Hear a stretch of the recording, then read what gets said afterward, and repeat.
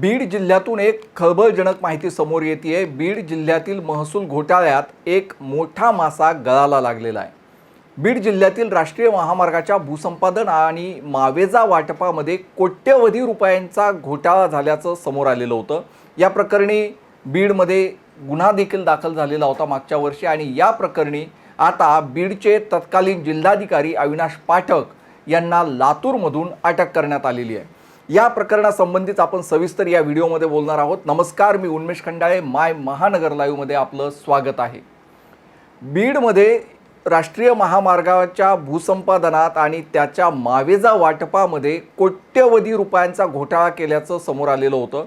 या प्रकरणी जेव्हा तक्रार दाखल करण्यात आली आणि त्यामध्ये 10 आरोपींची नावं देण्यात आलेली होती, त्या सगळ्यांची चौकशी केल्यानंतर आज एक मोठी कारवाई यामध्ये करण्यात आलेली आहे आणि त्यामध्ये बीडचे तत्कालीन जिल्हाधिकारी अविनाश पाठक यांना अटक करण्यात आलेली. म्हणजे राज्याच्या आजपर्यंतच्या इतिहासामध्ये किंवा अशा प्रकरणांमध्ये तत्कालीन जिल्हाधिकारी किंवा जिल्हाधिकारी दर्जाच्या अधिकाऱ्याला अटक करण्याची ही मोठी कारवाई मानली जाते आहे.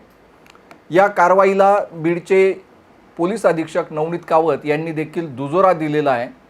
पोलीस स्टेशन शिवाजीनगर येथे गुन्हा रजिस्टर क्रमांक 544 यामध्ये आज पावेतो एकूण 10 आरोपी निष्पन्न करण्यात आलेले असून त्यातील 3 आरोपितांविरोधात माननीय न्यायालयामध्ये दोषारोपपत्र दाखल करण्यात आलेले आहे.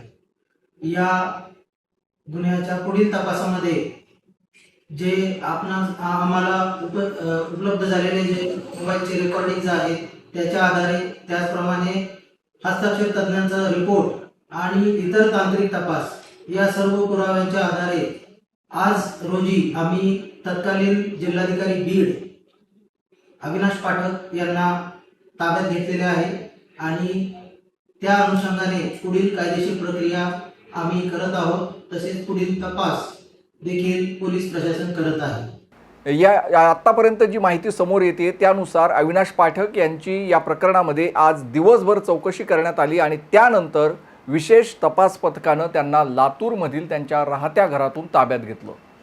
या घोटाळ्याचा तपास SITच्या माध्यमातून सुरू होता आणि त्यामध्ये आता थेट तत्कालीन जिल्हाधिकारी अविनाश पाठक यांना अटक करण्यात आलेली आहे.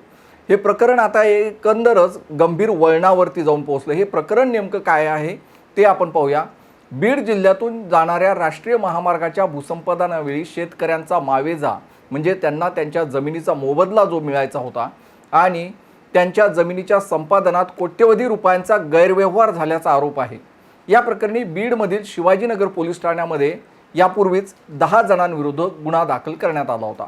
या गुन्ह्यात अविनाश पाठक यांच्याही नावाचा समावेश होता. मात्र त्यांच्यापर्यंत पोहोचायला आता साधारण 6 महिन्यांचा कालावधी SITला गेलेला आहे. सुरुवातीला या प्रकरणाचा तपास उपअधीक्षक पूजा पवार या करत होत्या, मात्र त्या सध्या रजेवर असल्यानं या तपासाची जबाबदारी M व्यंकटराम यांच्याकडे सोपवण्यात आली होती. पोलिसांनी पुराव्यांच्या आधारे मोठी कारवाई केली आणि आता अविनाश पाठक यांना अटक करण्यात आलेली आहे. लवकरच त्यांना बीडच्या न्यायालयात देखील हजर करण्यात येणार आहे.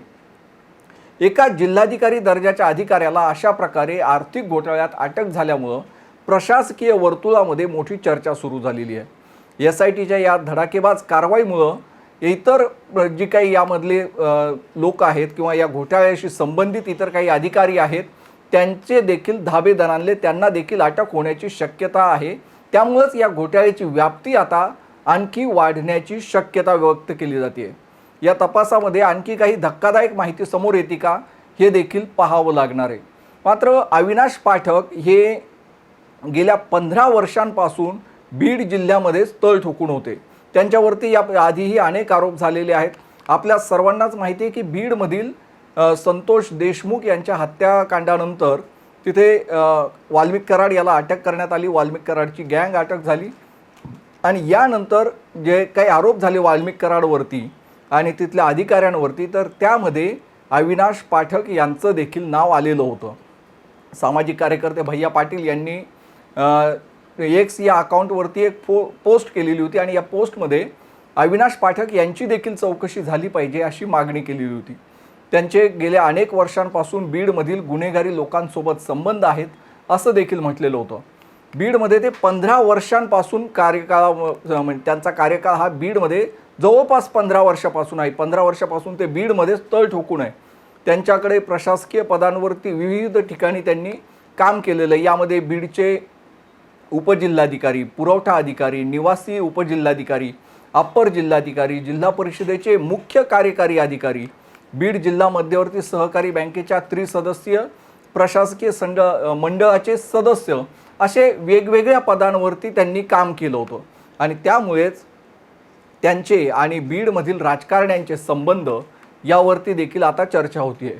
बीडमध्ये जे राजकारणी आहेत तर ते वेगळं सांगायची गरज नाही आहे. मुंडे कुटुंबाचं हे बीडच्या राजकारणावरती मोठं प्राबल्य आहे आणि त्यामुळेच वाल्मिक कराड हा त्यांचा खास मित्र होता असं मानलं जात होतं.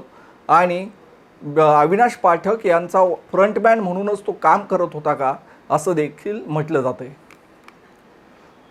आता या प्रकरणामध्ये जेव्हा अविनाश पाठक यांना अटक झाली आहे त्यांच्यावरती काय कारवाई होते हे पाहणं महत्त्वाचं ठरणार.